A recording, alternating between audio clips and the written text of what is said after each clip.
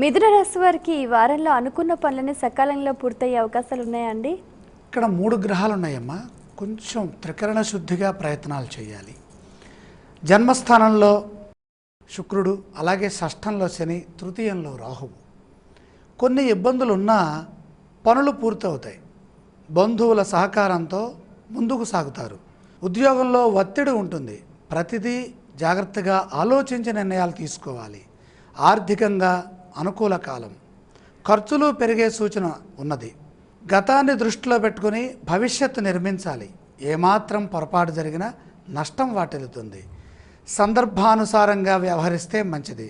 ఇంట్లో గొడవలు జరగకుండా మౌనం వహించడం ద్వారా ప్రశాంతత ఏర్పడే అవకాశం ఉంది. కారణం, ఇక్కడ క్రమక్రమంగా గ్రహ బలం తగ్గుతుంది.